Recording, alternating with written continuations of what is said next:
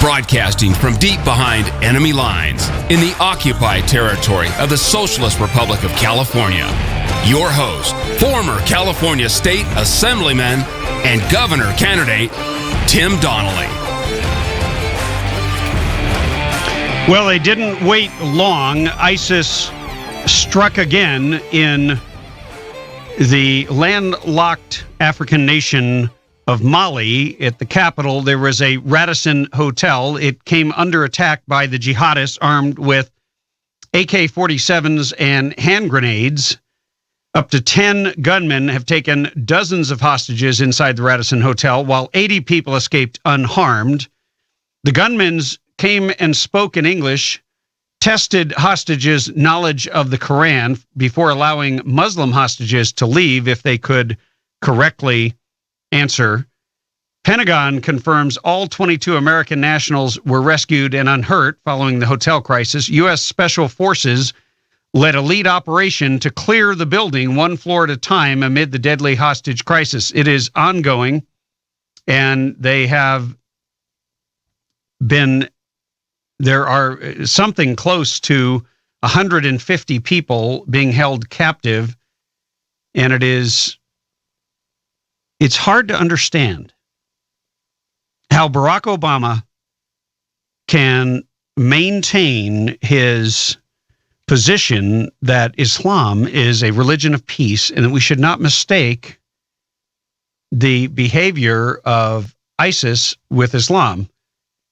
When they come running in, storming the hotel lobby, saying God is great in Arabic, Allahu Akbar, and slaughtering people right and left, and then taking hostage. I don't know what the point of them taking hostages is. That's a little bit strange, but the bottom line, and what we're stringing together with this entire situation with ISIS on the attack, and by the way, they have threatened to turn the White House black.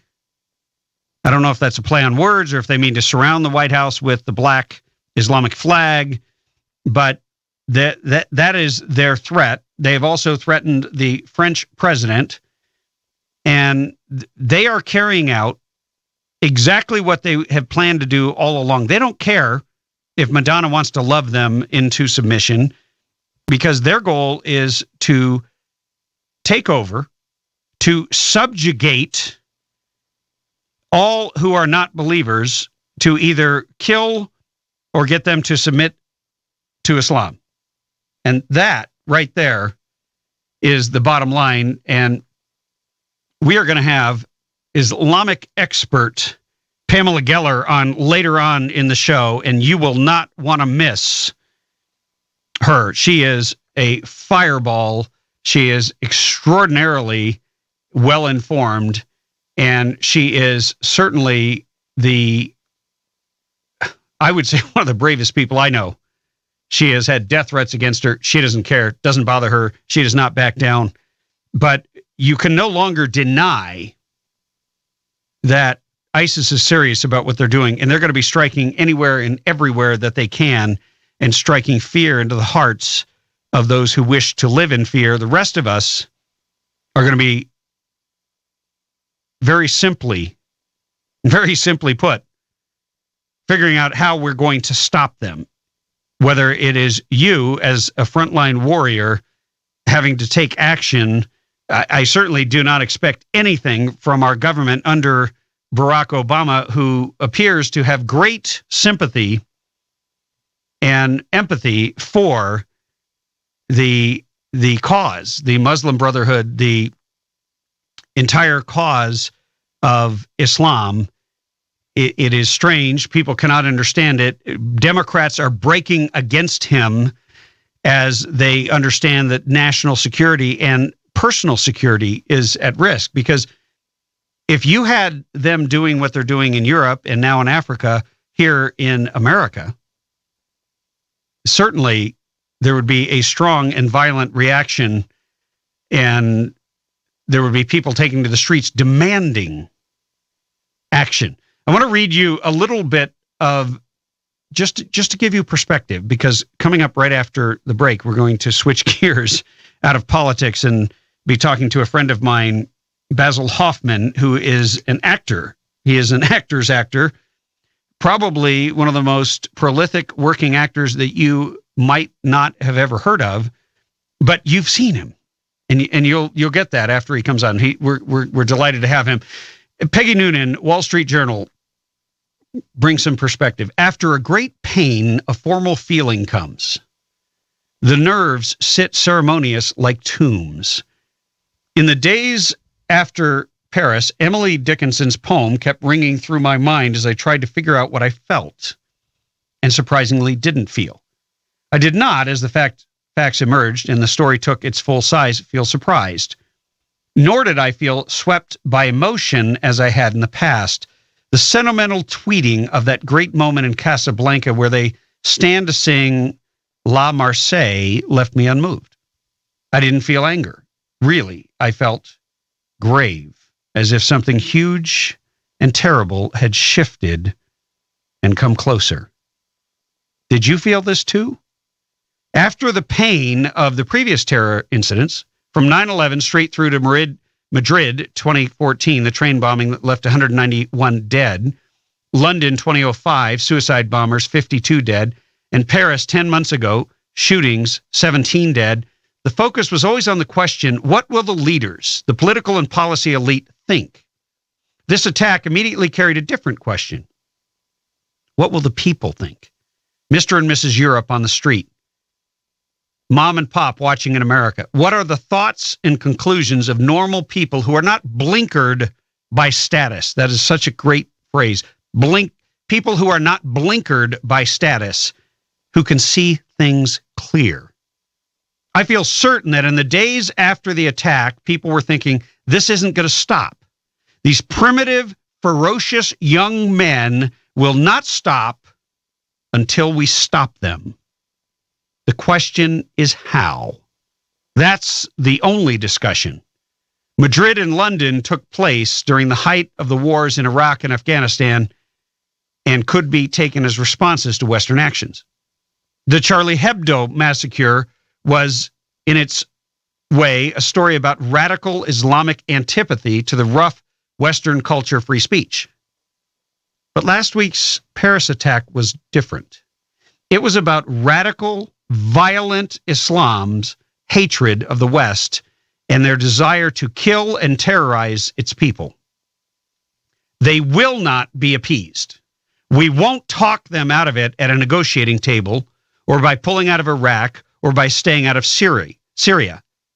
They will have their caliphate, and they will hit Europe again, as they will surely hit us again to get it. So again, the only question, what to do? On this issue, the American president is amazingly barely relevant. The leaders and the people of Europe and America will not be looking to him for wisdom and will insight or resolve. No commander-in-chief of the U.S. Armed Forces can be wholly irrelevant, but to the extent one can be, Mr. Obama is. He has misjudged ISIS from the beginning. They were not actually the junior varsity to the end. He claimed last week to George Stephanopoulos that ISIS has been contained. I don't think they're gaining strength, he said just before Paris blew up. After the attacks, Mr. Obama went on TV, apparently to comfort us and remind us it's okay, he's in charge. He prattled on about violence and being at odds with universal values.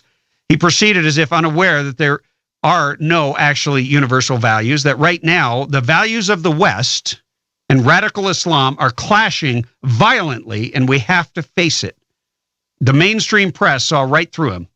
At the press conference, CNN's Jim Acosta referred to the frustration of a lot of Americans who wonder why we can't take out the bastards. The president sighed and talked down to him and to us. He has a strategy, and it's the right one, and it's sad that you can't see it. Let him prattle on about climate change as the greatest threat of our time. That's all I'm going to be able to read, but I want you to stay tuned for our guest who will be on right after this break. Basil Hoffman, the Actor's Actor, coming right up.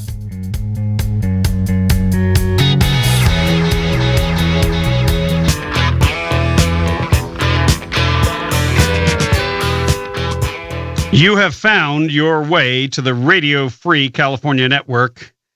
I am your host, Tim Donnelly, former California State Assemblyman and radio governor here in the state of California. And we are momentarily going to be joined by actor Basil Hoffman. And meanwhile, while we're waiting to bring him on the air, I'm going to go back to reading this.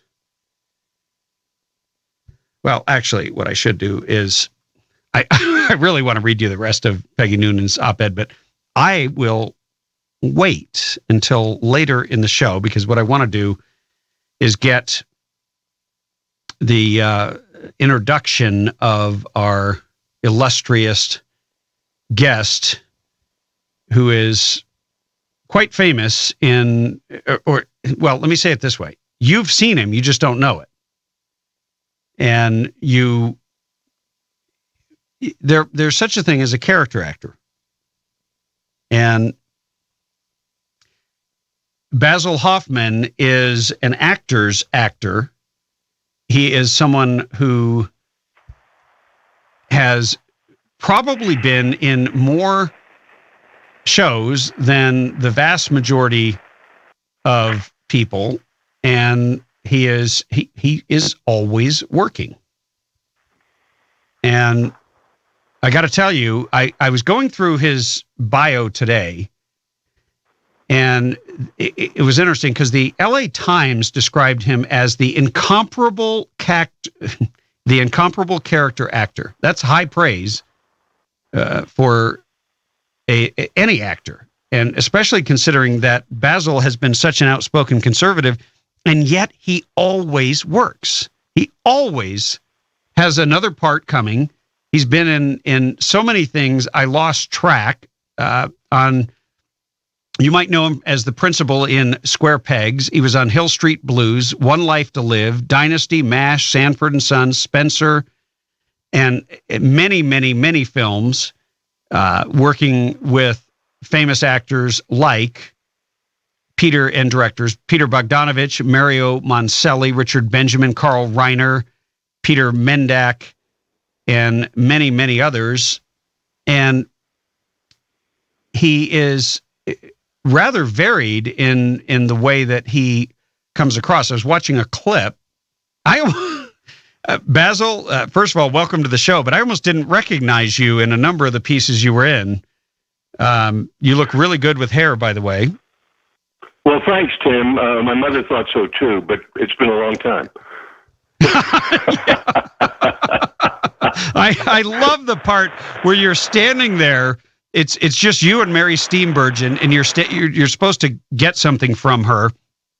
You're standing there and knocking at the door, and you're like looking in the glass at your reflection, and you're smoothing your hair. And I felt your pain at that moment. Yeah. It's as I see it on film, it really is a funny moment. I mean, it's just an odd moment. The funny thing is, when I act and I see the work, I really don't recognize myself. The only times I recognize myself is when I think it's bad acting. But when I feel like I did a pretty good job, I really don't see myself. I see that other guy. I see the other guy. Anyway, anyway, Tim, I don't want to keep you. I know you've been busy. I want to thank you for all the nice things you said about me, and we'll see each other soon. Bye-bye.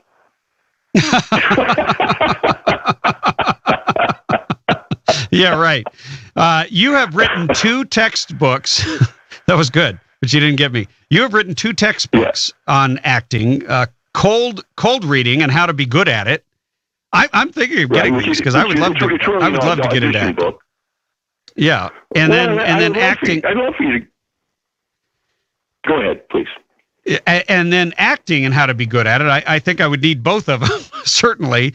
And what that one has a foreword by Sidney Pollack, no less. Sidney Pollack, and then A number of really famous people like Robert Redford and others have said wonderful things about your books, which are available at basilhoffman.com or that's where's that other website.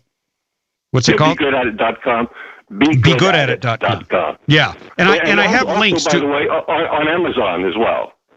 Oh, good. Well, I actually have links. I put up a post with a number of a good bit of information about you up at timdonnellyshow.com, so people can just easily go there and click, and it'll take them to your website. But the reason that I wanted to have you on, other than the fact that we've become friends and you're an extraordinary person, but I wanted to find out, how did you start? I mean, you have come a long, long way from your beginnings, which I don't even know. So tell us. Well, Tim, first of all, I'm from Houston, Texas, regular middle-class family. And when I went to college as an economics major because I didn't know what else to do. It's interesting, and now I look back, now that I'm no longer an atheist, I can look back and see God's hand in the progression of my life and my career. I'll give you an example of the beginning because you asked how it started. I applied to 4 colleges when I got out of high school. I applied to Harvard, Yale, Rice, and Tulane. Harvard, I had no problem rejecting. That was pretty quick and easy. And Yale took a little time to reject me, and I was on the waiting list at Rice, and ultimately I was not accepted at Rice. So I went to Tulane. When I was at Tulane, 2 girls I knew talked me into trying out for a play. If I had gone to Harvard, Yale, or Rice, I don't know where I'd be today. But I think, in fact, I'm pretty sure that God directed this for me. So I did some plays in college. By more than coincidence, one of the girls I knew somebody in New Orleans who was a regional auditioner for the American Academy of Dramatic Arts in New York. So I auditioned for this guy, and I was accepted. Then I went to New York and did what a lot of people do. I went to an acting school. I had a part-time job working nights from 6 at night till 2 in the morning for years, and that supported me. And for a long time, I couldn't make a living. And after I'd been in New York for about 6 years, I went from making very little or no money to making a lot of money in commercials, actually. And then ultimately, my agent in New York sent me to, I told her I wanted to try California. She said, well, I'll fix you up with some agents. And she got me appointments with 3 agents for commercials and 3 agents for movies and TV. And all of the commercial agents wanted me right away. None of the theatrical agents, the movie TV agents, wanted me. And when and then several actors I knew got appointments with me for friends of theirs and their agents, and none of those agents wanted me. And it's a miracle. And I thank God for the miracle. I thank God for the miracle that no agents wanted me. Because, and I believe this, God directed me to the Hollywood Reporter and Daily Variety, where they had weekly lists of all the productions in town. And I got on the phone and called casting directors, and God bless those casting directors. I met 44 of them in 6 months. Wow! And in six months, I did a feature. Hold on, because we're going to have to take a quick break. We're talking with Basil Hoffman, the actor's actor, and we'll be right back after these messages.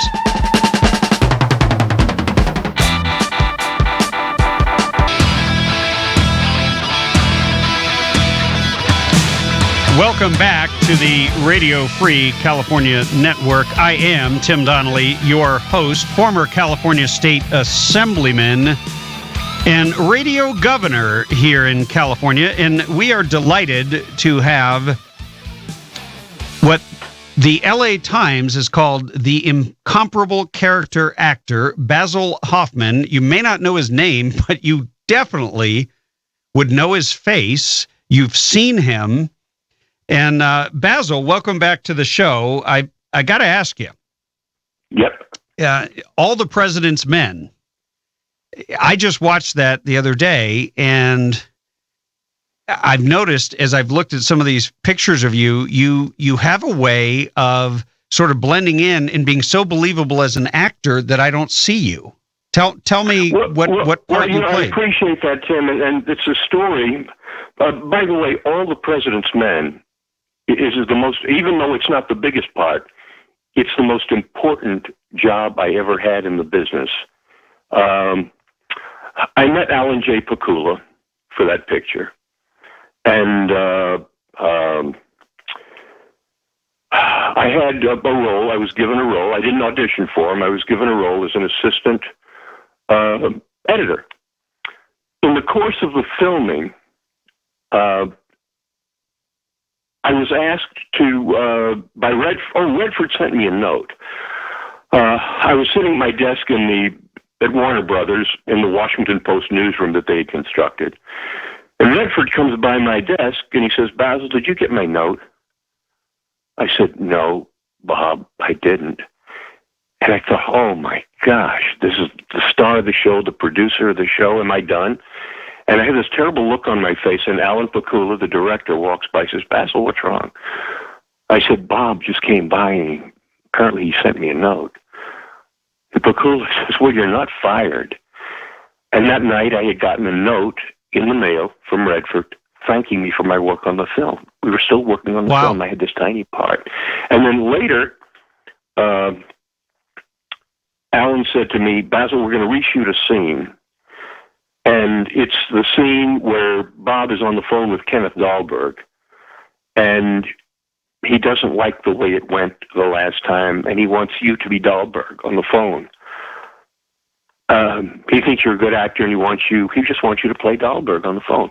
So my voice is the voice of Kenneth Dahlberg, and even though at the wrap party, Alan tells me, he says, "Basil," he says, "the bad news is that we're going to have to re-record your voice because Dahlberg was a much older man than you." Well, later on, as it turned out, they had several guys try and audition for it, older guys. They didn't like any of them, so the voice of Dahlberg in the film is me. And That's I didn't crazy. know. Yeah. But what happened after that? I did another picture for Alan Pakula. I did a picture for Steven Spielberg because Steven had seen All the President's Men in New York and requested me. Boris Sagal had seen All the President's Men, and he cast me in a mini-series with Kirk Douglas and Christopher Plummer called The Money Changers. I didn't audition for any of these things. A couple of years later, I see Redford's doing The Electric Horseman for Sidney Pollack. And I said to my agent, "You should be able to get me an audition for this. I worked with Redford, and I know that he liked me." And he said, "Yeah, but Redford's not directing it." I said, "Yeah, I know, but do something." Well, I knew a lot of actors who were auditioning for Sidney Pollack, who eventually won an Academy Award for Out of Africa. So a big-time director. And he had just, I think a year or two before, directed 3 Days of the Condor. That's a great movie, by the way. It is a great movie. So I can't get an audition. One day my agent calls me and he says, "Basil, you got a call from Jennifer Shaw at Columbia, who's casting The Electric Horseman. They want you to pick up a script." I said, "Well, so finally you got me an audition." He said, No, they want to make an offer. And I hadn't met Sidney Pollack. And I was going to go on location in Las Vegas. And I hadn't met Sidney. And about 2 or 3 days before I leave for Las Vegas, I'm talking to my agent. And he says, "You know how you got this part?" I said, "Well, yeah, you were armed with all the stuff." And he said, "No, Redford asked for you." So... Wow. So that was how that happened. Then, and that was the heyday, but that was the heyday of Robert Redford's career. I mean, he was like the guy. Oh yeah. And so I did that picture with Redford. I had done 2 pictures with Redford. Then when Redford did directed Ordinary People, my agent calls me and says, "Basil, we got a call from Paramount. Robert Redford wants to know if you'll do him a favor." So this is a picture that Redford gets an Academy Award for directing. It was the best picture of the year. And Tim, this is just the way it's gone. And I have had no control over this. The only control I have is to say yes or no. And thank God I mostly say yes. And God has blessed me. And People say, I'm not going to let you get it. Hold on. I'm not going to let you get away with that, because you can't say that you had nothing to do with it, because clearly you have a gift and you have a talent, because I've watched a number of your clips today and was really blown away by how believable you are as a character. I mean, you just are the guy. It's that simple. And some of the people that you can morph into are people I really don't like. But you stated earlier that you had been, or you told me personally, you had been an atheist almost all of your life. And Yes. and yet you're saying you see the hand of God. So talk to me about that, because I think that's a really interesting thing, because I think a lot of people feel fortunate, they feel blessed, and yet you're saying that God blessed you and also saved you. Well, God did save me. I had an affliction that I believed at the time was inherited from my mother and her family. Two of my mother's sisters had, two of my aunts had it, grandfather.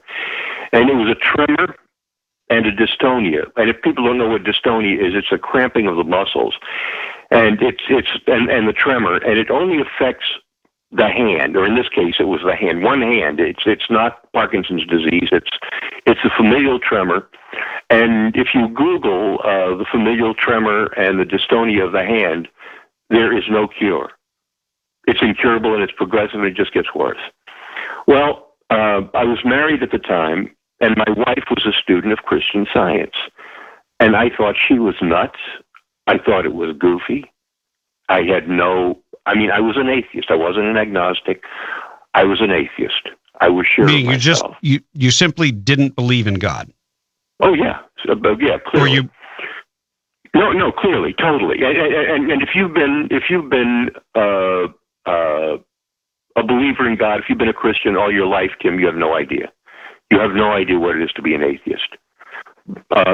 So my wife insisted finally, after I'd gone to an orthopedic surgeon and I had medications, nothing worked because it's not curable. There is no cure for this malady. So I went to this Christian Science practitioner against my will. I mean, talk about having no faith. I had no faith. I wanted to get the hell out of there, if you'll excuse the expression. I wanted to get out. I thought I was going into the twilight zone. It was so nuts. So she talks to me for about 20 minutes, and she says, Basil, here's a pen. I want you to write something for me with your right hand. I hadn't read anything in my right hand for 25 years. And I started to write. There was no shaking, no cramping. I was healed in 20 minutes. Wow. Of an incurable disease. Well, I was an atheist, but I wasn't an idiot. So I asked her, I said, so can I know where this comes from? She said, if you really want to know. I said, I do. She said, you have to read two books. You have to read Science and Health with Key to the Scriptures by Mary Baker Eddy. You have to buy that book, and you have to buy a King James version of the Bible, and you have to read the Bible. I was healed. 20 minutes. I was healed of atheism. Just like that. Interestingly enough, within about 2 years, and I can't, even though they happened about the same time, within 2 years of that, I was also healed of liberalism. I had been a lifelong liberal as well. Now what year was that? It was the early 90s, 92, 94, right in there. Bill Clinton was the last Democrat I ever voted for. Well, I just want to say thank you. I deeply appreciate that, Basil. And you're good. I do. You can make a career out of that. I do recall. That's the beginning of your acting career, Tim. Well, you think there's hope for me? I think there is. I've been doing Bill Clinton's voice since it's a funny thing because I didn't have a television. We had just moved into a new house, and we had we couldn't afford to pay for cable.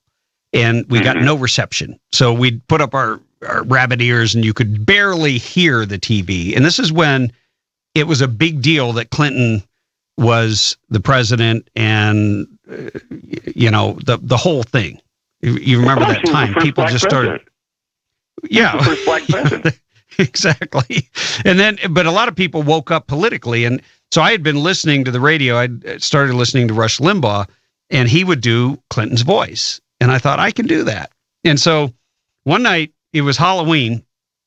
We went to a church where they were having what they call a harvest festival, which I thought was going to be really boring. So I put on a suit and tie, a Bill Clinton mask, and I didn't come in with my family, and I walked around doing the voice, and it was amazing. I had all these Christian women flirting with me. It was funny the charismatic effect that he has on people, and nobody knew who I was. So it was kind of fun. Well, I have a question for you. Did they think that it was Bill Clinton wearing a Bill Clinton mask? Well, I don't know about that. But they were trying to figure out who it was. But see, at the time, I didn't go to church very often, so they wouldn't have known me even if I didn't have a mask on, unfortunately. Yeah. But we're going to take a quick break and come back with more with Basil Hoffman, actor, and no longer an atheist, by the way. We'll be right back after these messages.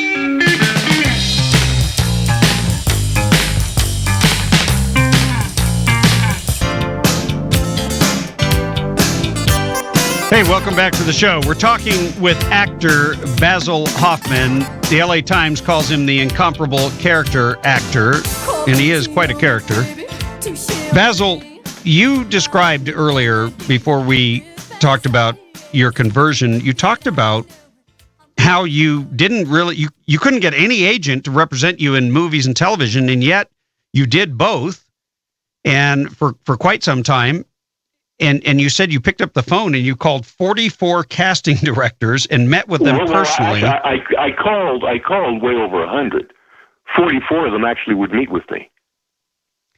Well, that's extraordinary, because I think a lot of people starting out, they don't understand it's not just going to happen. You have to stay at it. You have to persevere. You have to sacrifice. And especially getting into something like acting, because so many people want to act, and there's only so many parts. That's true, Tim, but I tell actors, young actors especially, I say, there are hundreds of roles being cast every week, and there are 10,000 actors who will not claim those jobs. That's a good perspective. Actors who just won't do what it takes to get the jobs. And in a way, you might say, it's like finding out that you have a winning lottery ticket, but you don't bother to cash it in. Wow. Now, you've written 2 books, textbooks for actors. You can get them at begoodatit.com or on Amazon. We've got the link up at timdonnellyshow.com.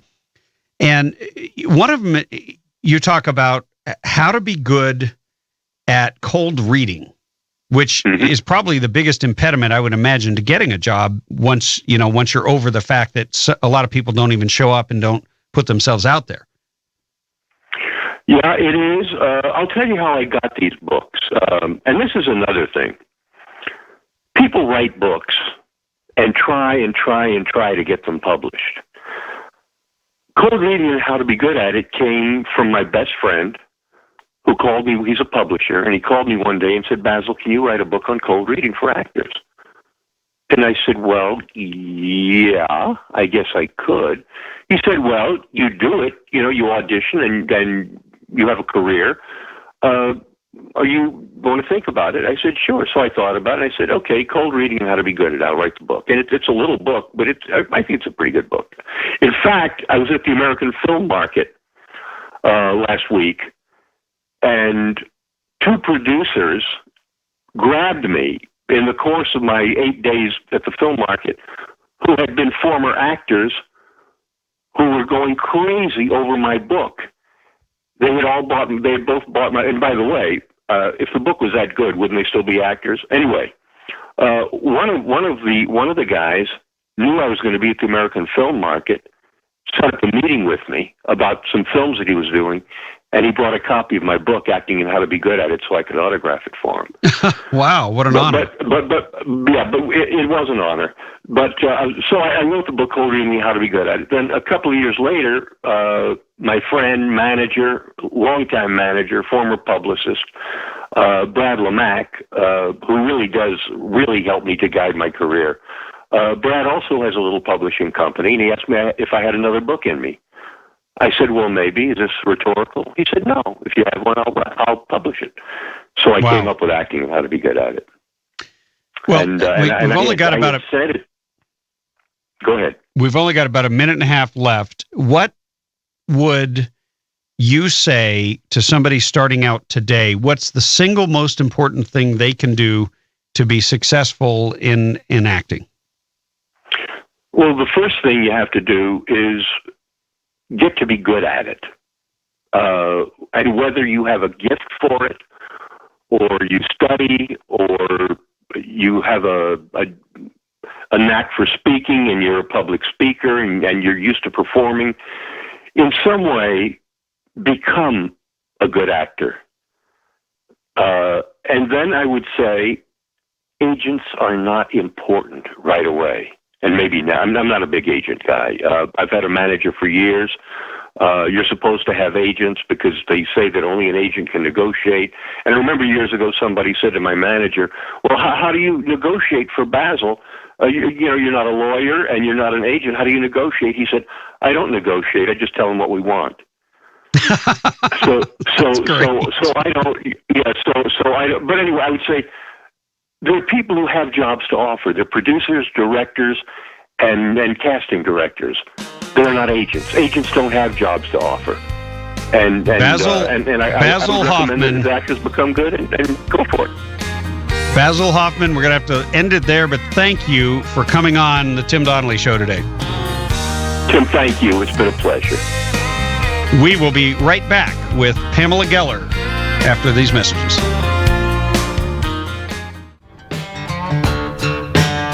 Welcome back to the Radio Free California Network. I'm your host, Tim Donnelly.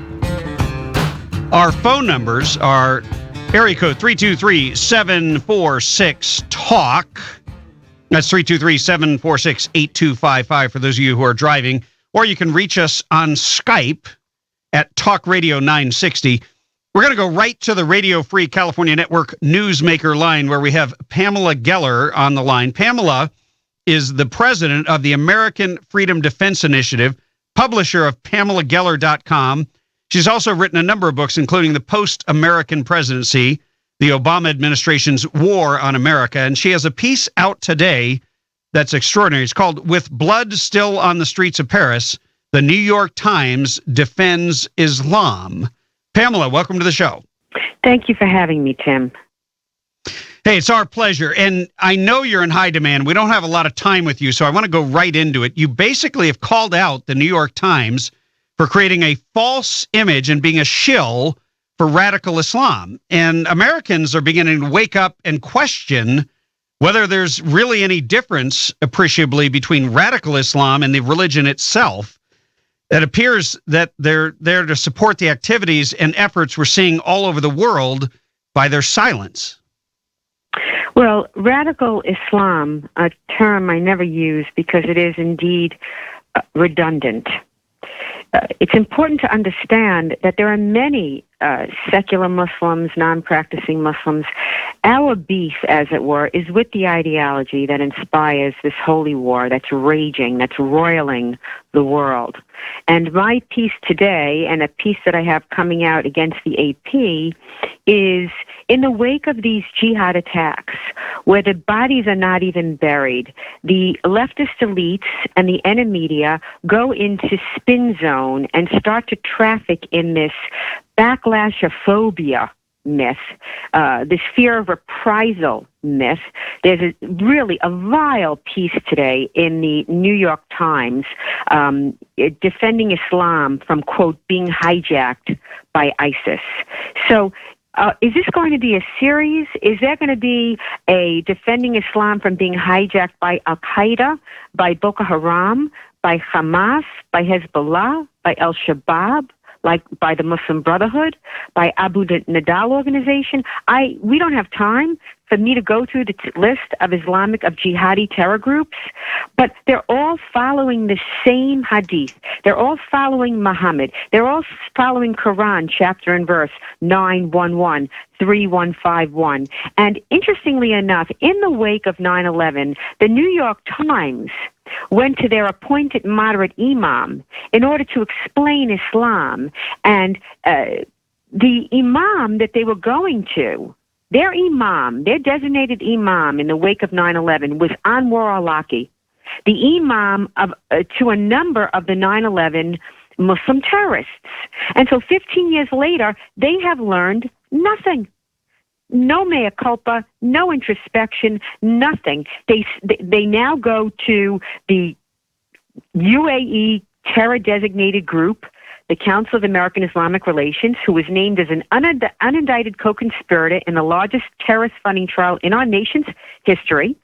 They were named as a Muslim Brotherhood proxy. They were started by Hamas operatives, and they're the ones who are explaining Islam. These stealth jihadists are explaining Islam. Where is Ibn Waraq in the New York Times? Where is Robert Spencer? Where is Bat-Ye Or? Where are the scholars of Islam who can explain what is going on and what it's going to take? I mean, it's just shocking to me. New York City has been through a series of jihadi plots, thwarted on the Citigroup headquarters, thwarted on JFK Airport, thwarted on the Federal Reserve Building, thwarted on the Holland Tunnel, a massive bomb plot on the New York City subways. Again, we don't have time to go through everything.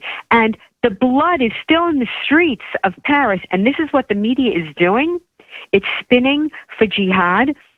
I mean, this is what happens time and time again. The New York Times is fawning over a Muslima, a woman on Fox wearing a flag, American flag, as a hijab. And they're heralding this as some form of patriotism. Who knows? Maybe they're misreading it. Maybe it's Islamic supremacism. A garment is certainly not going to do anything to stop this war. What is this woman, this leader in the Muslim world for CARE, doing to institute programs to teach against jihad recruitment? Nothing. A patriot, an American flag hijab. Should we wrap the White House in the black flag of jihad? And would that be patriotic? And the idea that this woman, Saba Ahmed, said, quote, to the Times, "This is an opportunity for us to share our faith." Okay, so there's Islamic slaughter in the streets, in concert halls, in sports stadiums, in bars, in cafes in Paris. The victims, mind you, mostly under 30. And she sees this as a good time to share her faith? That's brutal. And the only difference between Garland, Texas, our event back in May, where we were holding an art exhibit showing Muhammad through 1,400 years in art and literature, where people were not being killed like they're being killed today, and of course holding an art contest, was to show that people weren't being killed. And why are they being killed today? In order to institute the Sharia. Sharia is Islamic law. Under Islamic law, you cannot criticize Islam.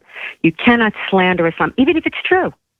Slander doesn't mean the same thing as it means in the West. You slander somebody, it's a lie, you sue, so on. It could be true, but if it insults Islam, you die. Isn't there a concept in Islam called taqiyya that enables the Islamic person to basically gives them a license to lie about their true intent and the true intent of their faith? Well, taqiyya and kitman, which is a lie by omission, is a religious imperative.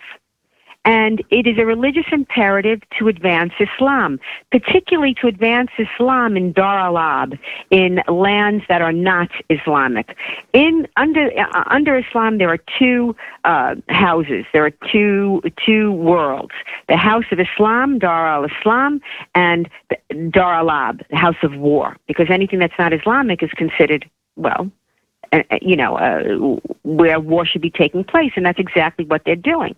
Right. And we have a president who, in the wake of this unimaginable slaughter, takes to the world stage not once,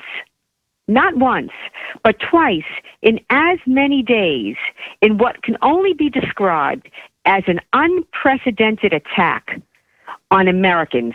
It's unprecedented in human history that a U.S. president would take to the world stage to viciously attack Americans, all because we oppose jihad. And so he reminds me of Bertolt Brecht, that spineless, gutless running dog for East German tyranny, that's when the people didn't agree with him, or the people voted the wrong way, he said, change the people. That's Obama. I mean, of all the imperious actions Obama has taken over these long 7 years of this anti-American presidency, is his most egregious fundamental premise, which is that not that he serves the people, but that the people serve him. And this idea that we're afraid of widows and orphans, you mean the widows that blow themselves up? The children like the Boston bombers who were quote-unquote refugee children? I mean, the media they're like the man behind the circus elephant, that cleans up after him. They are complicit. They are dangerous. They are truly the enemy. But the fact is, we're not afraid. Opposition to something does not mean a fear of it. We disapprove. That does not suggest cowardice. Opposition to jihad is correct and rational. It's moral indignation against an enormous evil. For him to suggest a religious test, he's the one that gave a religious test to refugees. Back at the end of 2011, the international arm of my organization, Scion, issued a call to the Obama administration and to the UN to issue emergency asylum to the Christians being persecuted and oppressed. I warned then of a coming genocide against the millions of Christians in Syria and Iraq. And here we are, 4 years later. Hundreds of thousands of Christians have been slaughtered. He brought in thousands of Muslims from Syria, but 53 Christians. He's the one who's applied a religious test. He's the one who has blood on his hands. He wants to bring the perpetrators over now. We know that and we don't know the full story yet. To date, we know that 3 of the Paris attackers, 2 were refugees and 1 came disguised as a refugee. What more proof do you need to pause, to halt this program? We're talking with Pamela Geller, who is an expert, one of the foremost experts on Islam, and we will continue right after these messages.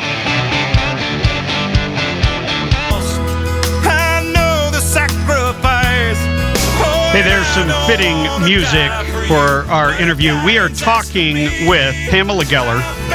She has a piece up at PamelaGeller.com. It's also at Breitbart.com. And we, for your convenience, put it up at TimDonnellyShow.com. And Pamela, I want to thank you for giving us your time. I know you're pressed and we don't have a lot of time with you. Look, what you've been talking about, this is pure insanity. I was looking at a video today of these refugees that have overwhelmed Europe, particularly Germany. They're not widows and orphans like Obama's saying. They're not little kids.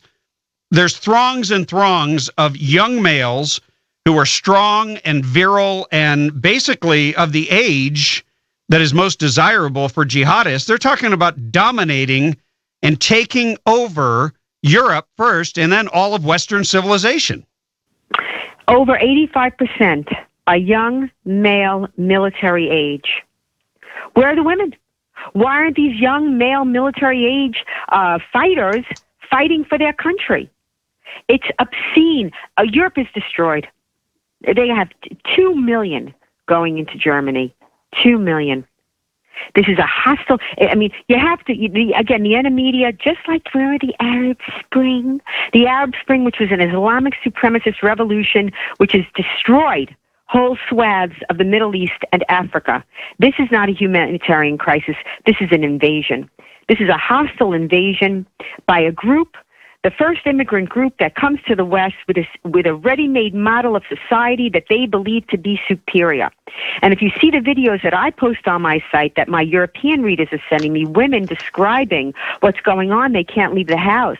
People in their backyard, these refugees are defecating in their backyards, taking, literally occupying their backyards, going into stores, taking what they want, walking out. And Merkel is putting them up in five-star hotels. Merkel is throwing people out of their homes to accommodate these refugees. This is what is happening. And the only thing that's taken it off the front page of my website is Paris, of course.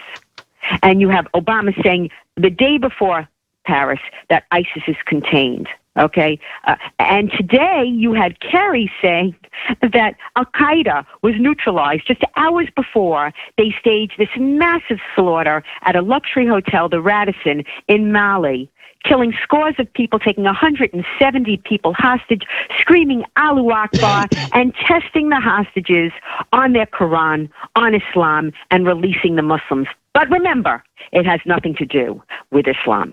And they've made it clear. These people eat, sleep, and breathe the Quran. You have these leftist apologists saying it has nothing to do with Islam, as if they know better than the caliph of the Islamic State, who has a PhD in Islamic theology. They study Quran every day.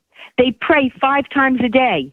They slaughter, they kneel in the blood, and then they pray. And this is what's being hid from America. America, our children are being disarmed and disabled in the gravest threat that this nation and our children faces. This is the great crime by the media and by the elites in the culture, that you would consider the public schools having their children make propaganda posters for ISIS. This is in Utah. A school's assignment was the children should make a propaganda poster for these terrorism groups.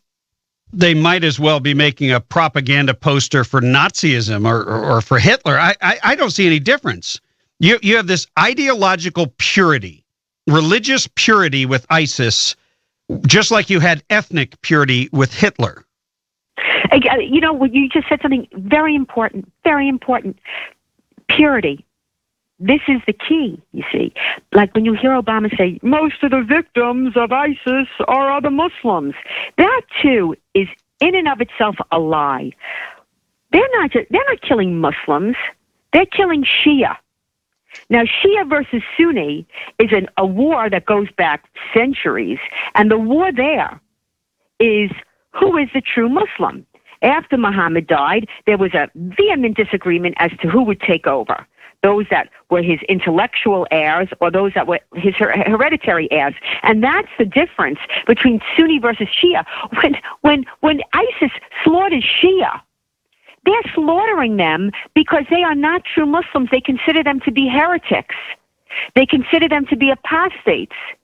It's a purification of Islam. They are purifying the Islamic State. When they kill Muslims that are secular, they're not considered Muslims. They're considered apostates. They're considered, quote-unquote, hypocrites, punishable by death according to Islamic law.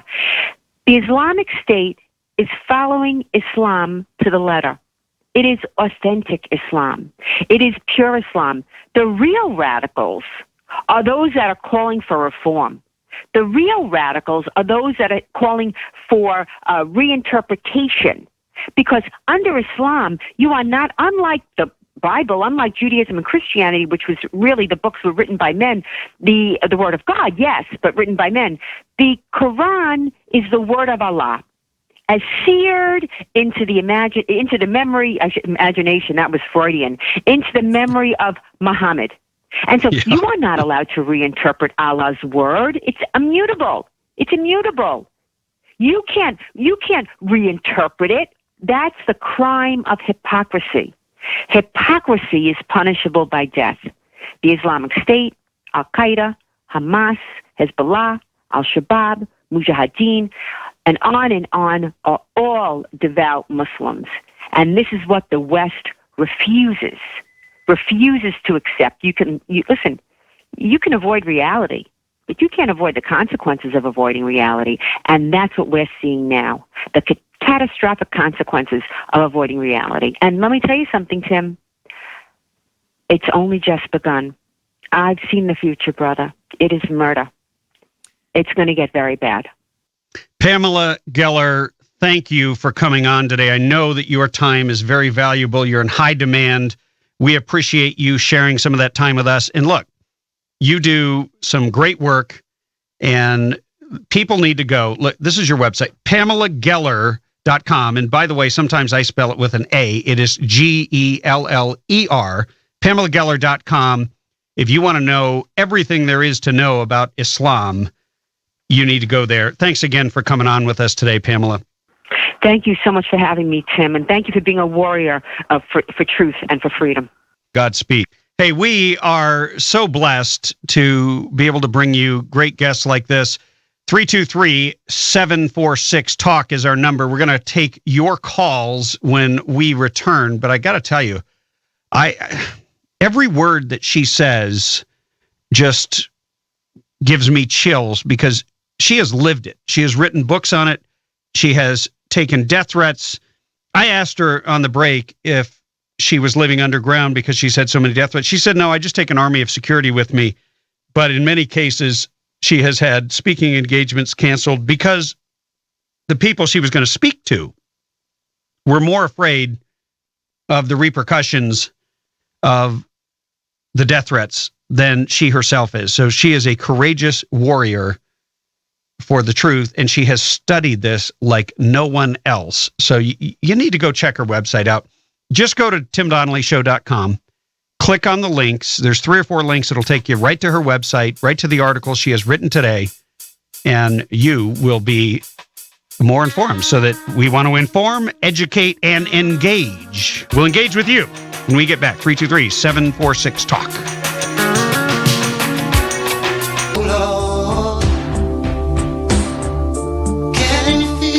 It has been one of those devastating weeks. At least if you are a Christian or if you are a peace-loving human being, because the savagery of Islamic jihadists is on display everywhere. They have obviously attacked Paris, and we have recounted that for you over this past few days. And now they've gone into the small landlocked African nation of Mali, killed at least 27 people at last count, and now we know there's one American among them. And they have gone on and taken hostages, 150 plus hostages. There was a special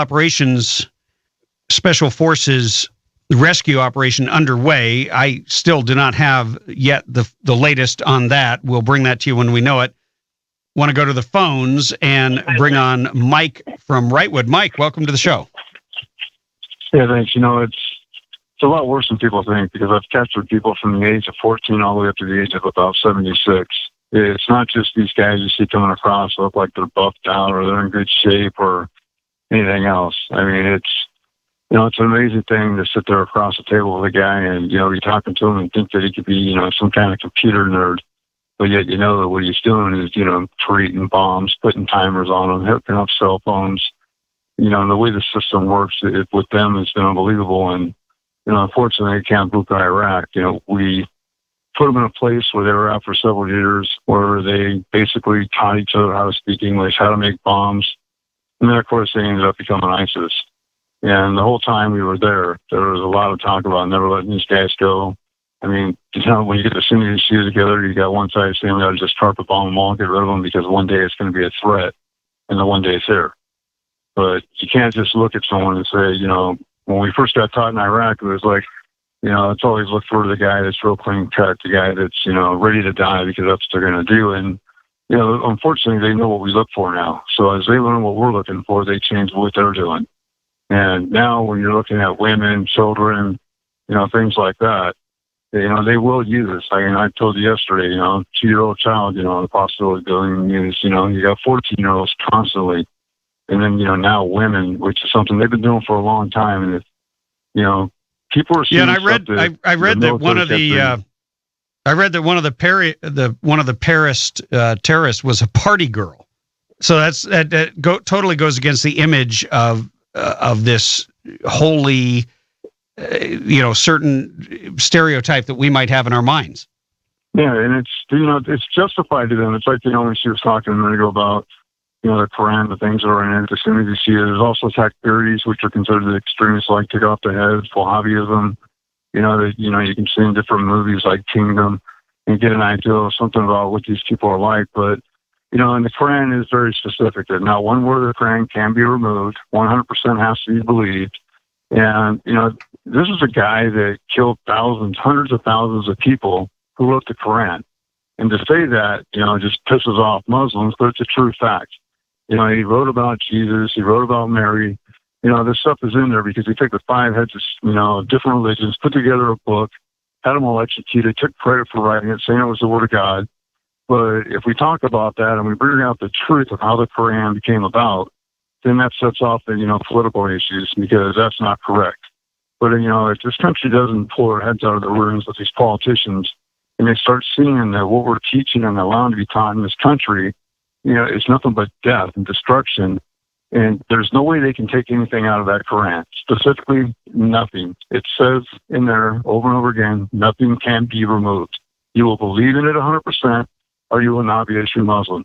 And a person who prays 5 times a day, 365 days a year, believes what that book says and will not go against it. And you're not going to pay them off or give them anything else. But they can't deceive you as long as they smile on their face and have hate in their heart.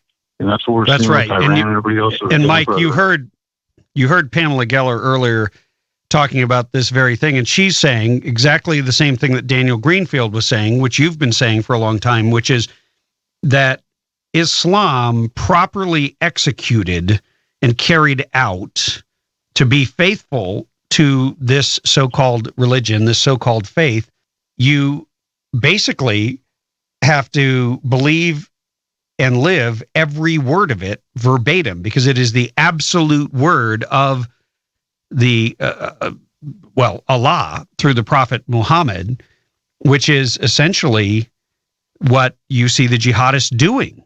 And you have silent assent by the vast majority of what we might call moderate Muslims who just look the other way or quietly cheer, but there's no loud voice out there other than Obama and Hillary Clinton decrying the jihadists and trying to separate them from Islam.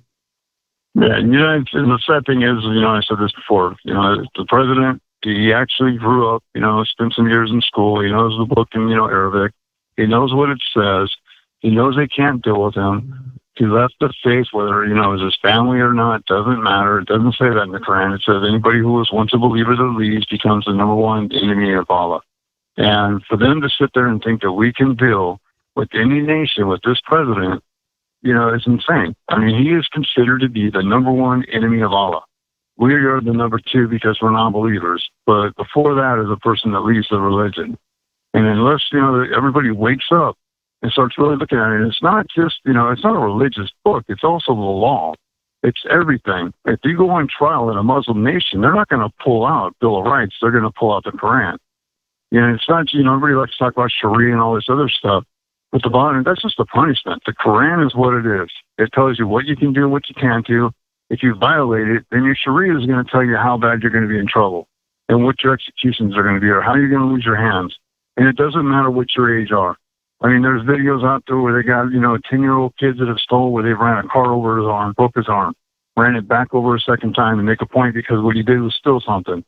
I mean, this is a very violent religion, very violent law.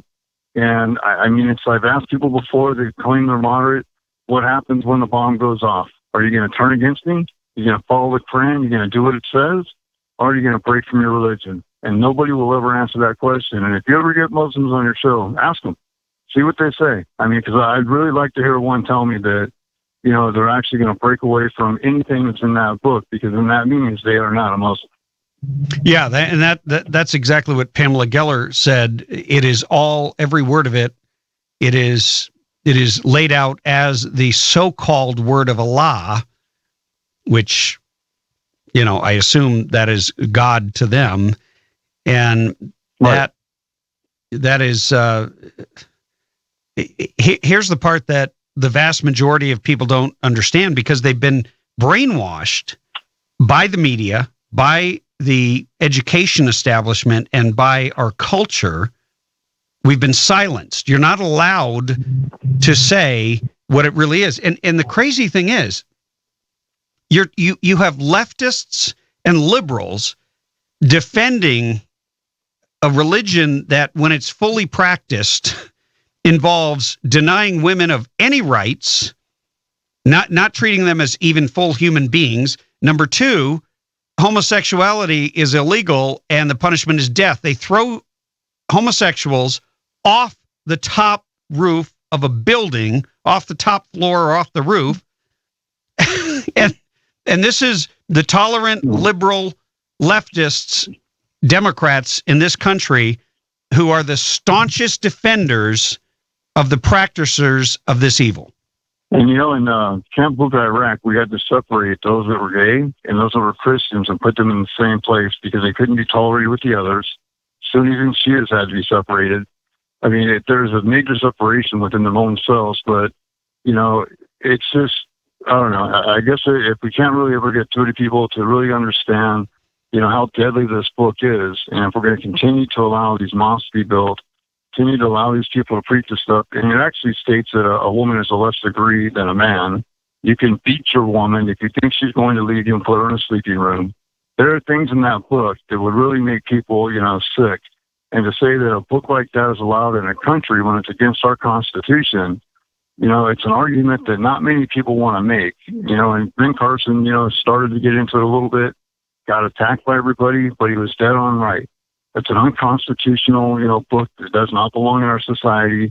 It should not be given anything. And when they start talking about giving, you know, Muslim months and things like that, I mean, do we really want to celebrate the fact that there's a religion out there that says women can be beaten, they can be abused, or you can even have a wife for a week under a contract, and then you have to give her back up after her, you know, cycle's done? I mean, this is a sick book this guy wrote, and it was one guy. He was a warmonger. Whether people like it or not, he killed lots of people. And then, you know, the comparison between him and Jesus was that Jesus went out there to save people and pass on the word, not kill people. Well, Jesus died for the rest of us, sacrificed his own life, and Muhammad murdered hundreds of thousands. We are going to take a break. Mike, we got to end it there. We're going to take a quick break. And look, I got a question for everybody. 323-746-TALK. Do you think Obama is a Muslim? Yes or no? Give us a call right after this break. So ISIS has promised to turn the White House black. They have promised to take action and attack and kill and murder in the name of Allah on U.S. soil, in particular, our capital, Washington, D.C., for those of you who are thinking about voting for Hillary Clinton and or Jeb Bush, two sides of the same person. But we have a video. Actually, you're not going to be able to see it because you are driving or you are somewhere out there listening where you cannot see it. However, you can easily look it up, but we're going to play you the audio and sort of give you a rough translation. If you'll go ahead and roll that now. ماذا ينتظرون من أمة الإسلام إلا المزيد من هذه الضربات وإننا نبشر هولاند ومن لف لفه ونبشر أوباما ومن لف لفه بالمزيد من هذه الضربات. سنشويهم بإذن الله عز وجل بالأحزمة والمفخخات. سنلاحقهم أينما ذهبوا. سنقتادهم بإذن الله عبيدا كالكلاب. سنقتادهم بإذن الله عبيدا كالكلاب.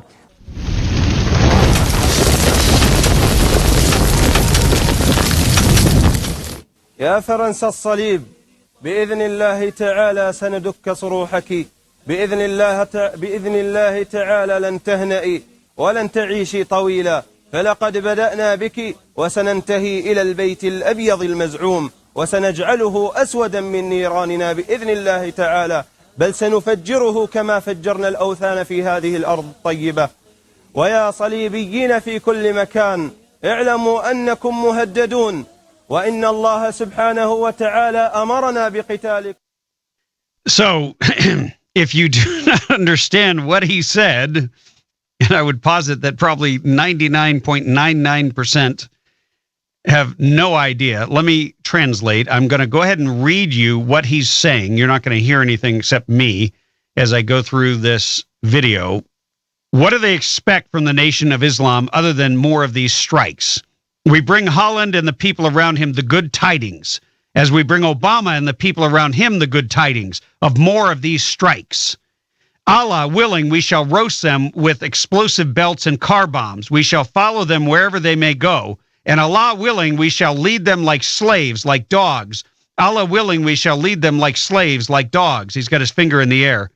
Then you see this blowing up, and it says Paris before Rome. And then it says, O Crusader, France, Allah willing, we shall pulverize your palaces. Allah willing, you shall know no happiness, and we will not live for long. We started with you, and we shall finish with the false White House, which we shall render black with our fire, Allah willing. We shall blow it up like we blew up the false idols in this good land. O Crusaders everywhere, know that you are under threat, and Allah has ordered us to fight you. Now think about that. There is nothing in that that is peaceful. The media will tell you over and over and over again that this is the religion of peace. You know what? I have two words to say for that, and I can't say them on air because I know Chief Engineer Sean McNeil will lose it if I say them. One starts with F, and I'm sure you know exactly what I'm thinking, but this is not a religion of peace.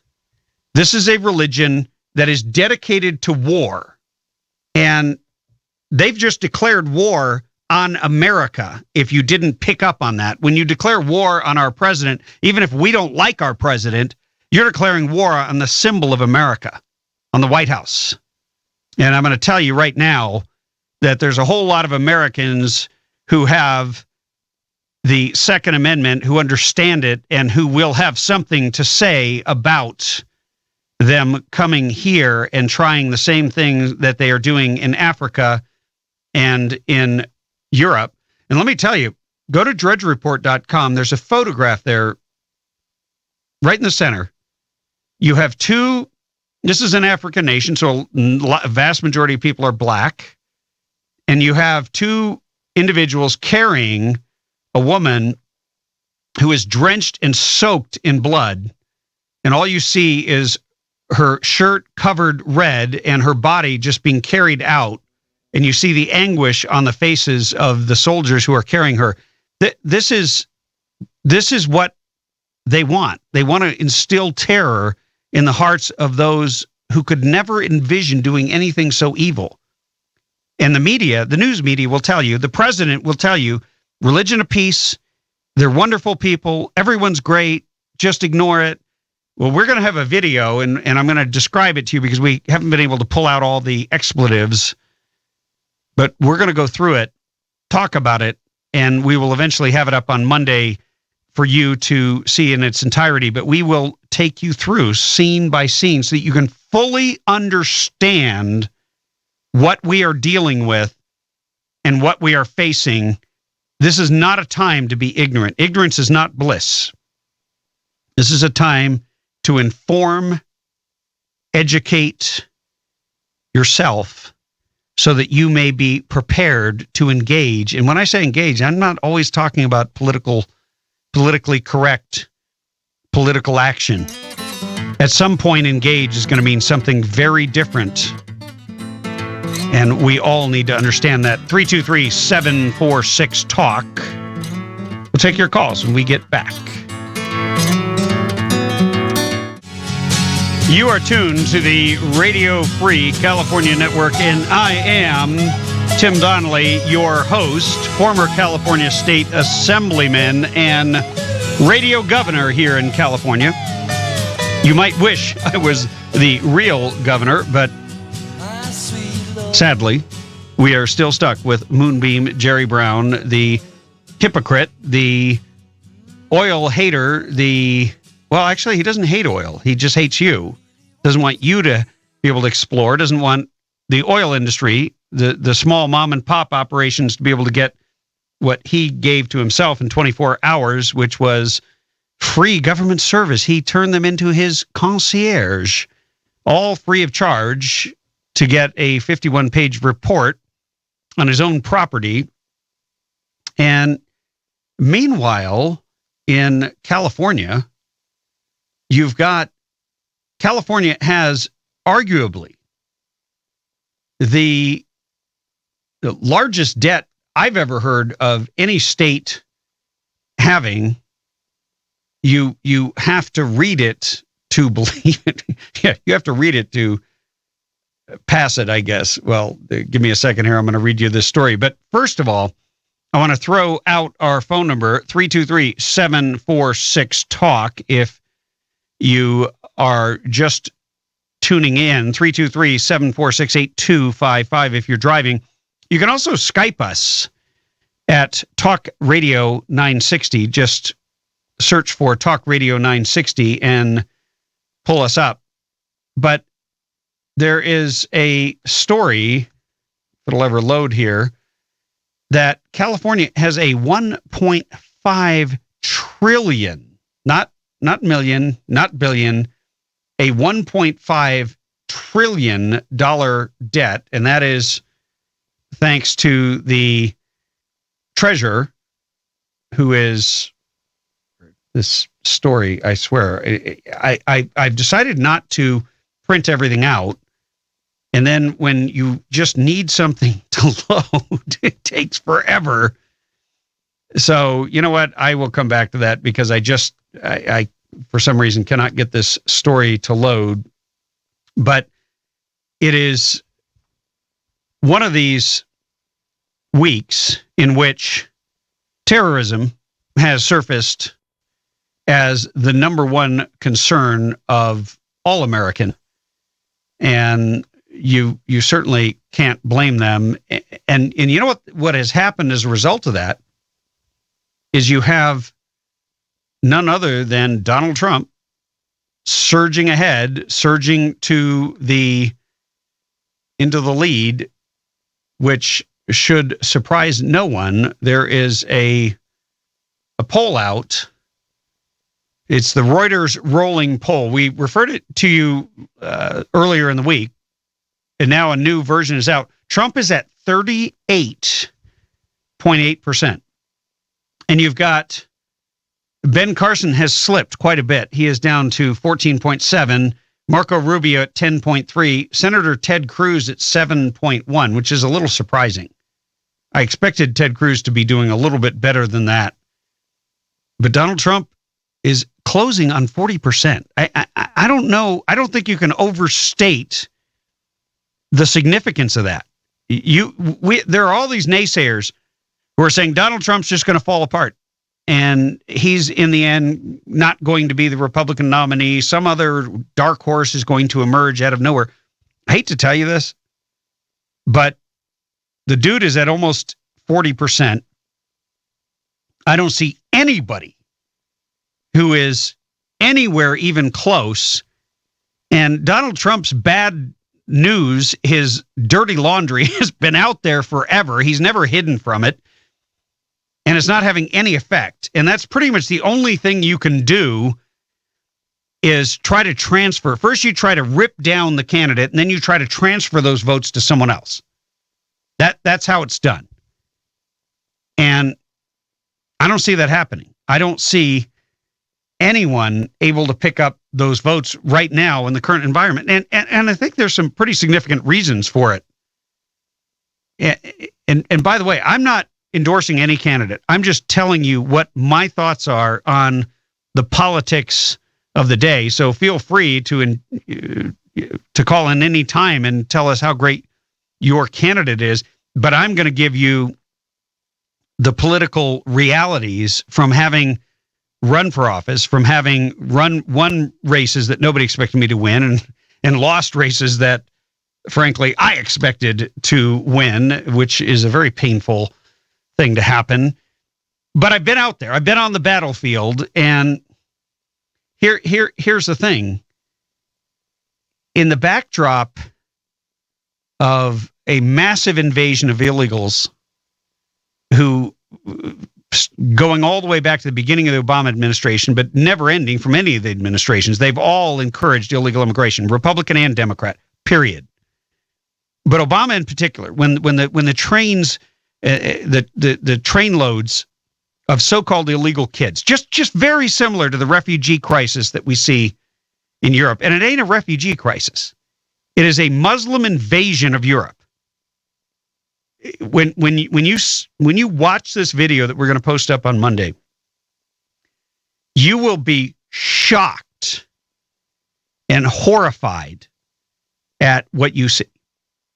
It is not women and children. 85%, as you heard Pamela Geller say, are young men between the ages of 18 and 45. They are the warrior age. And that's what they're there for. There are parts in this video where you have young men talking about raping women, talking about having sex or having a woman come and have sex with 400 of them. They're talking about having 4 wives, taking 4 wives, but they intend to take your daughters as wives so that your grandchildren will grow up Muslim. They make it crystal clear with their own words. You can see them saying it on camera that they intend to take over, that they intend to subject Europe and Western civilization to Islam. Now, that doesn't sound like a peaceful group of refugees. These are warriors. They came in with a purpose. Whatever refugees there are, whatever helpless, homeless, disaffected people that Michael Moore feels sorry for. I don't know if you saw the story, but Michael Moore is offering his home in Michigan to Syrian refugees. The governor of Michigan said that they will not accept any more Syrian refugees. And here's Michael Moore. He writes a letter to the governor. Dear Governor Snyder, I just wanted to let you know, contrary to your declaration of denying Syrian refugees a home in our state of Michigan, I am going to defy your ban and offer my home in Traverse City, Michigan. By the way, my grandparents lived in Traverse City, Michigan. To those very Syrian refugees you've decided to keep out, I will contact the State Department to let them know I am happy to provide a safe haven to any Syrian refugee couple approved by the Obama administration's vigorous vetting procedure, in which I have full faith and trust. What you've done is anti-American, Moore added.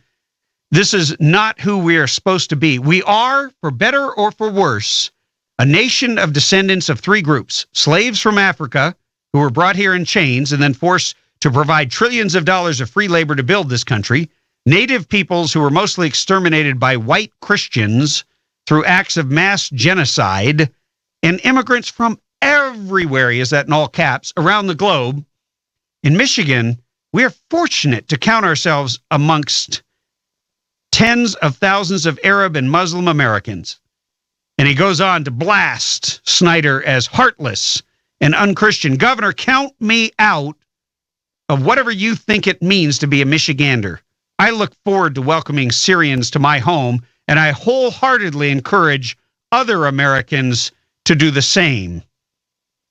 It's not immediately clear if Moore's 10,000 square foot mansion on Torch Lake was the residence he offered to refugees. This is the irony. 10,000 square foot house for a guy who's vehemently against the so-called global warming and has gotten extraordinarily wealthy, I'd say largely off the stupidity of many Americans who believe everything that comes out of his filthy, frothing mouth. Michael Moore, disgusting as usual, and standing up for everything that's wrong.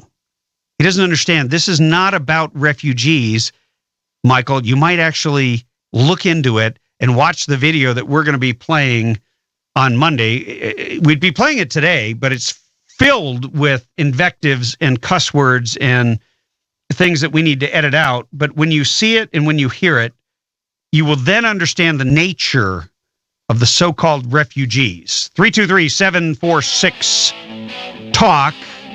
And by the way, our poll question today, do you think Obama is a Muslim? We'll take your calls when we get back. This is the Radio Free California Network. You are listening to the Tim Donnelly Show, and of course, I am Tim Donnelly, your host, former California State Assemblyman and radio governor here in the state of California, where we are $1.5 trillion, with a T, dollars in debt. And this is from the California State Treasurer, who has put up a website. State Treasurer John Chang unveiled a new open data website today, providing important details about the $1.5 trillion in debt issued by state and local government entities as part of his ongoing efforts to promote transparency in government. The site, which is debtwatch.treasurer.ca.gov, makes it easier for California taxpayers to track proposed and issued debt, cost of issuance, bond and tax election results, etc. The state and its local governments have borrowed more than $1.5 trillion from Wall Street over the past 3 decades to build roads, schools, and other critical public works, said Chang. Bonds are not free money. And indeed, the fact he has to say that is disturbing. And indeed, obligate the public to repay them through higher taxes and fees. I wonder how many bonds would pass if that was required on the actual language of the, where they sell you and they have the pro and the con argument. If they actually said it in such simple language as Treasurer John Chang. John Chang is a Democrat, but he's actually, he's I would say he's an old school Democrat. He's someone you can work with. I met with him personally when I was an assemblyman and had a very good discussion. He clarified some things for me. And I also discovered he's a Christian, and we had that in common. And it was an interesting conversation, and one I would not have been able to have with almost any other Democrat. Got to give him kudos for that. But let me read his comment again, because I think it bears repeating. Bonds are not free money. I think a lot of people, when they vote, they think it's just free. Hey, we're going to get $9 billion. They're going to take it all from the rich people. That's probably how they think. And indeed, obligate the public. Bonds obligate the public to repay them through higher taxes and fees. And guess what, ladies and gentlemen? That money's coming from you. You approve a bond and you're within the jurisdiction of how it will be repaid, whether it's an increase in sales tax, whether it's an add-on little tiny 0.25% in the sales. That's why different counties and municipalities have different sales tax rates, because they're made up of a basic state income tax, which is back when I was doing it, something like 6%. Then you have a county-wide tax that's like 1.5. That's for every county, and then it goes from there. You can have a little city, you can have a water district, you can have some special hospital district over here, and it's 0.375, and that's why you get the strangest numbers instead of just even simple numbers, and that's why everyone doesn't have the same amount. So not everyone has to pay all of that debt. Some of that is going to be local to you and those who live in the area that are going to enjoy the benefits of that public works project. But in the end, this is a massive amount of money, and California has just been going deeper and deeper and deeper in debt. There is no end in sight. And this this new website, maybe it'll help. I don't know. I don't know if people are going to go on there. Most people don't even, half the time, they don't even know who they're voting for. So, and of course, the Democrats all think the only problem with voting is that not enough people are voting and that we need to increase access. Well, you have a lot of people that if they're told they can vote a benefit for themselves that's going to be paid for by somebody else, that's it. Those are the magic words. And that vote, they can be counted on to vote that way forever. And so I am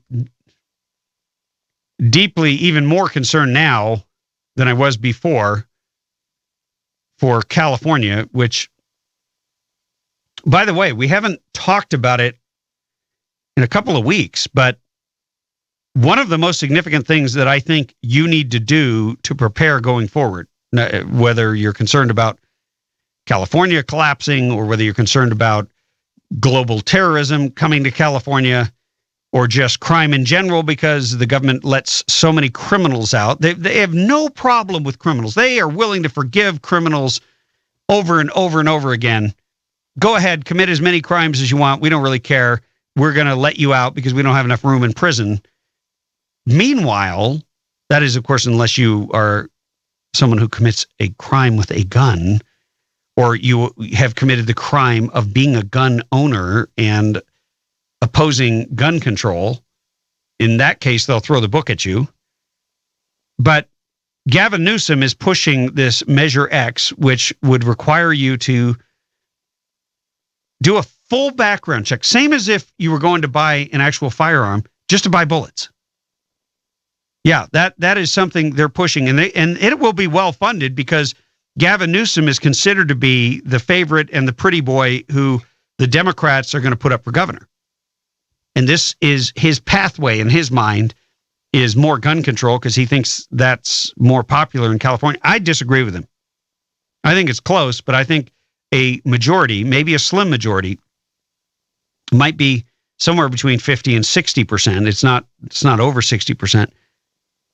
Are sick and tired of stupid laws that only penalize the law-abiding and never restrict the criminal who doesn't buy his gun at a gun store, by the way. So wake up. And of course, with the advent of terrorism, the government can't protect you. So one of my recommendations is go to Turner's. Turner's is a sponsor of the show, so I'm recommending you go there. Plus, you can tell them the Tim Donnelly Show sent you, and they'll give you an additional discount. Go to Turner's, buy your gun there. And go out to a gun range. There's plenty of people that can train you because you need to learn how to use it. You need to be comfortable and proficient. And you need to understand that we are now on the front lines, that a war has been declared on us, even if we have not declared a war on Islam. Islam has declared a war on us. And they are coming. And we will be right back. 323-746-TALK. The question, is Obama a Muslim? We'll take your calls when we come back.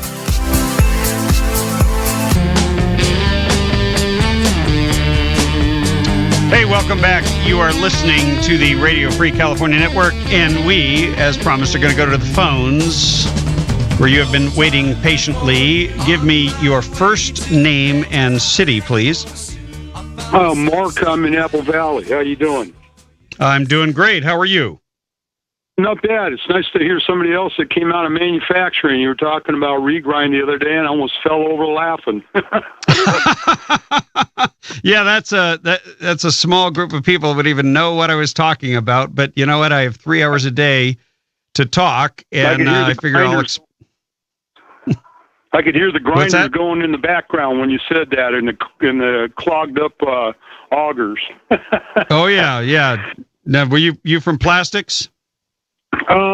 Second generation tool and die. We're the people that retooled America just before World War II, and there's very few of us left. Oh, I know that because one of the things we started, my father started his business wasn't with selling all these components or machinery, but actually selling a grease product that was used. It was a clear Teflon grease that was used to grease the slides and ejector pins in molds. I know the white grease you're talking about. That was still popular while I was still on the bench. Well, there you like go. A white lithium. Yeah, that's what we used, man.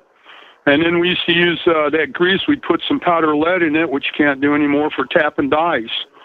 So yeah. I did take and hours on the bench. Yeah. Listen, well, and all I was going to say is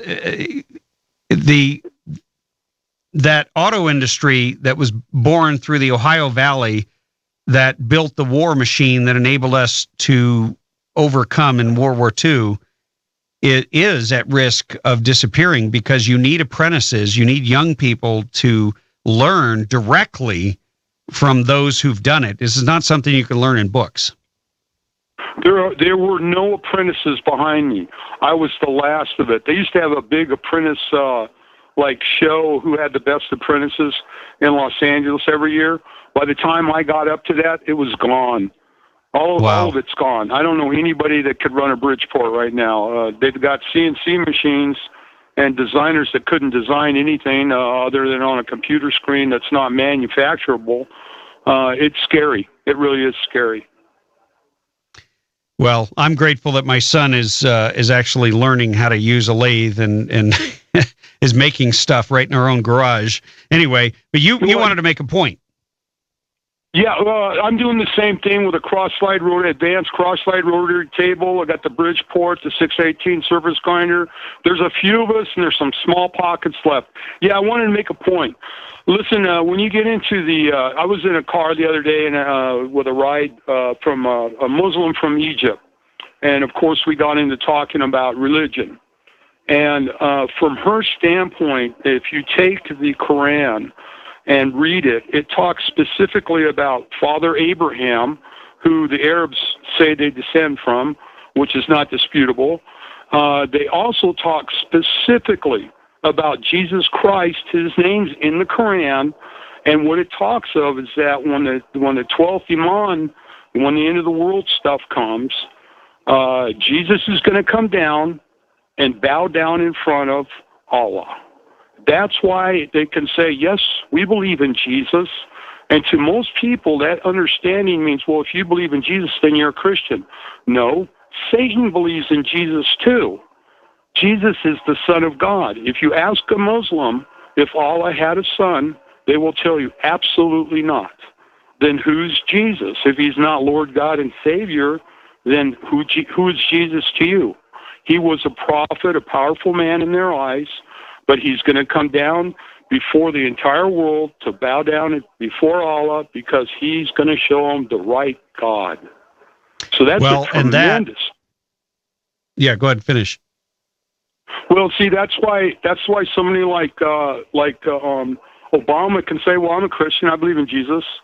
Well, you don't believe in the Jesus I believe in, and I don't believe in the God that you believe in.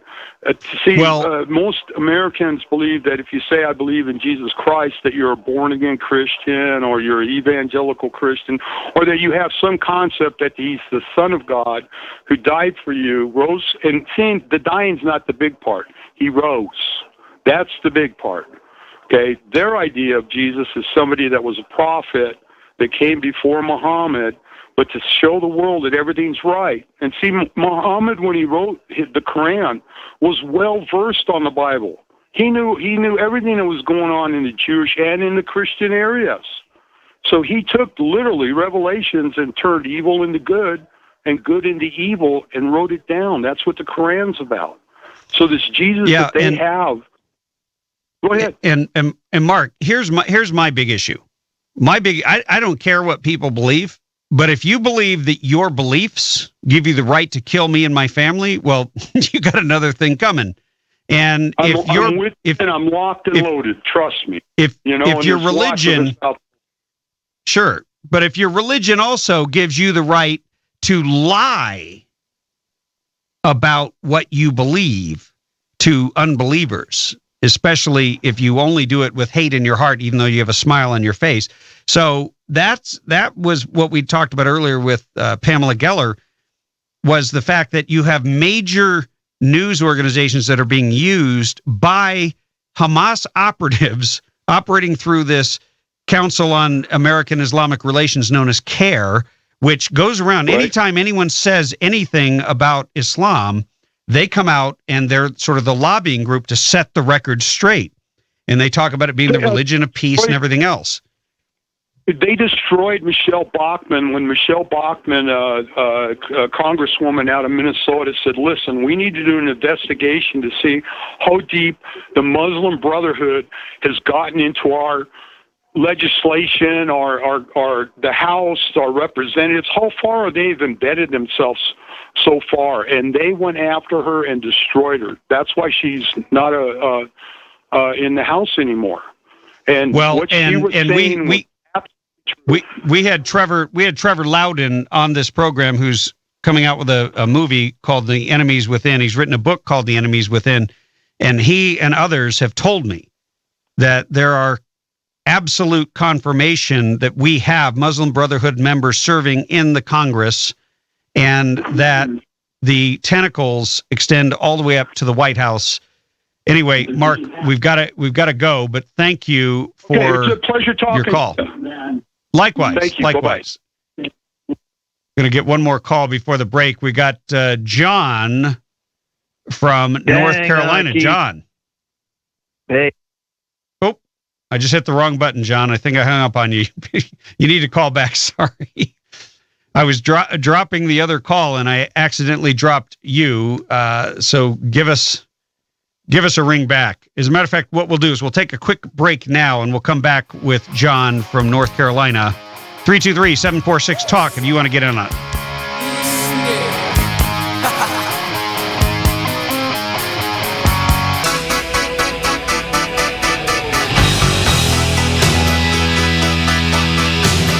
Final segment here of the Tim Donnelly Show, and we're going to go straight to the phones and pick up John from North Carolina. John, I apologize for hanging up on you. I hit the wrong button. And so now you got plenty of time. Welcome to the show. Absolutely. No problem. I understand completely. I just want to get in on this Muslim. I'll give a big yes. I think he's a Muslim. I think he's an-American, and I don't think he has American interests at heart, period. Yeah. Well, so I think a lot of Americans yes for Muslim. I'm putting it down. We got to vote for yes, Obama a Muslim. Yeah. A lot of Americans are now questioning the president of the United States and his loyalties and allegiance. They're questioning this entire concept that has been pushed, this narrative that Islam is just a peaceful religion, that you have nothing to fear. And yet, when you see this video that we're going to post up at timdonnellyshow.com on Monday, and when you hear us play some of the clips, we're going to play selected clips for you. It's almost 20 minutes long.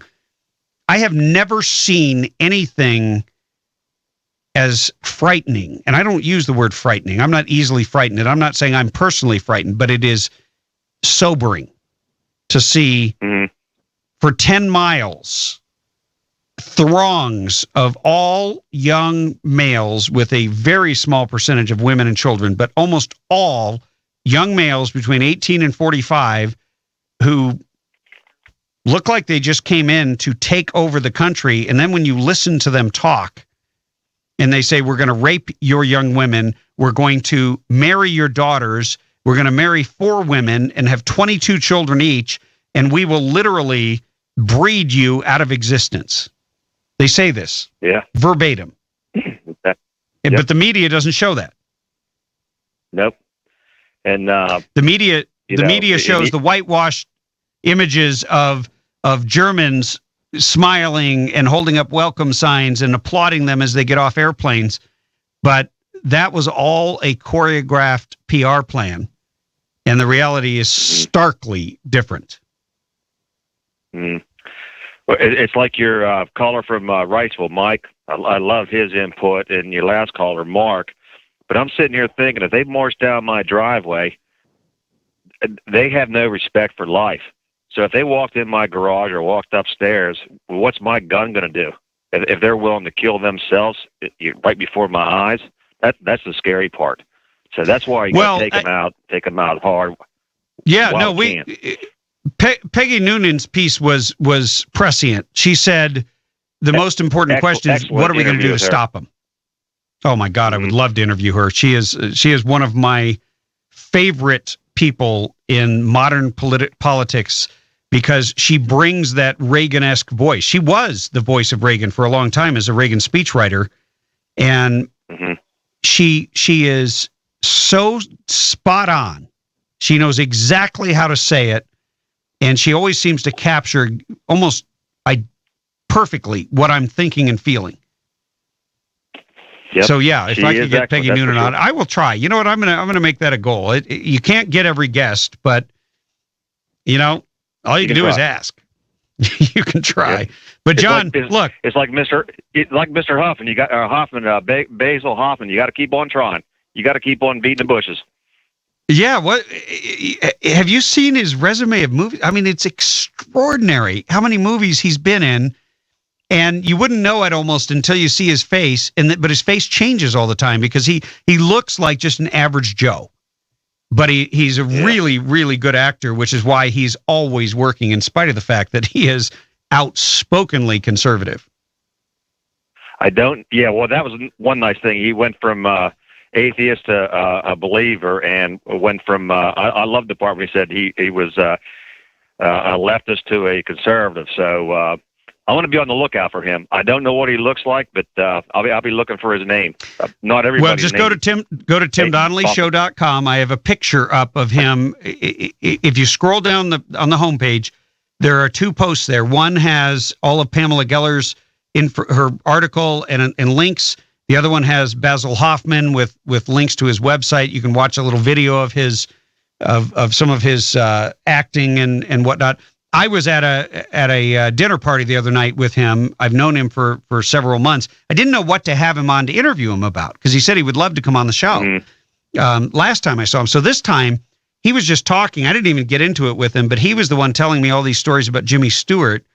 So I want to have him back. I think he could teach us a lot. And I know there's a lot of people who would like to become actors or at least to become better at whatever you do. So what the heck? It's always a fun topic to talk about.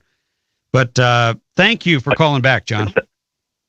Like I tell you, it's my hometown hero, Jimmy Stewart. He's just one of our claims to fame, but he's the biggest claim to fame. Indiana, Pennsylvania, about 8 hours east of Pittsburgh. Indiana, Pennsylvania. Well, I'm going to have to visit there the next time I head out that way. Good deal. Good talking to you. Have a good weekend. Take care. Hey, same to you. We're going to pick up another out-of-state. I don't know what it is. We got all these out-of-state callers. We've got Gary from North Dakota. Gary, welcome to the show. Well, hi, Jim. How are you doing? I am doing fantastic. How are you? I'm doing great. I was just going to say, I think when you asked that question, if Obama's a Muslim, I think he is. I've been convinced of that for quite a few years now. And the reason why is because what he says, what he does, his actions speak louder than words. He says, I remember sometimes he slips up and he'll say, well, because of my Muslim faith, and then the reporter said Muslim, Christian faith, he'll slip up and say something like that, and which kind of gives it away, And of course, he isn't really willing to fight too hard against these ISIS members, That's the thing, That's what I believe. Yeah, there's a story out at PamelaGeller.com that he has disallowed 75% of the strikes that the military wanted to do on ISIS. 3/4 of them. Mm-hmm. And one thing too, this is what enhanced my belief in our Second Amendment also. I just was out shooting today, and it's a lot of fun. I hope we never have to get to the point where we have to use a gun on another human being, because I'd rather use my guns at the range, just target shooting, having fun. But I don't know. I hope, the way we're going, who knows what's going to happen. California, there's so many illegals coming in, and, these immigrants coming in, the refugees coming into our country. I know there's going to be terrorists coming in. There might be a few that are not, but you know what I mean? So Well, we need to Anyway. always be vigilant and understand that right is a right to protect our lives, our families, our property, and our liberty, and If we have to protect our liberty from tyranny. If we have a major attack in this country, what's going to happen? The first thing, somebody like Obama, or if Hillary, God forbid, gets elected, first thing that's going to happen, they're going to take our Second Amendment rights away. Oh, they can try. or Gary, they are never going to be able to do that. The minute that they do a frontal assault on the Second Amendment will be the last thing they ever do, because Americans will not lay down their arms. Other countries have done it. The leftists, the Marxist progressives who have taken over the Democrat Party are pushing politically for your guns. But you know what? In the end, there comes a moment where you just stand up as an American and you say, you know what? I will not allow you to disarm me today. I will not allow you to infringe my fundamental natural right to keep and bear arms and defend my freedom and my family and my life. And so, you know what? Go pound sand, because I'm not complying. And that day is coming. Exactly. And I'm going to have to also compliment you. You did an excellent show tonight. It was great. It was so well done. So. Well, I love to hear that. Say that again. It was an excellent show. I'm gonna take off here pretty quick, but I just wanted to tell you it's an excellent show. It's one of the best I ever heard. You're getting better all the time there, Tim. Well, thanks for those kind words, Gary. Have a great weekend. God bless you and Godspeed. You too. God bless you. God bless you. Thank you. There you go. Well, right up to the final second, I want to specifically thank Sean McNeil, Chief Engineer, for his extraordinary hard work this week. And all of our sponsors, and of course, you. God bless you and Godspeed. Tim Donnelly Show, out.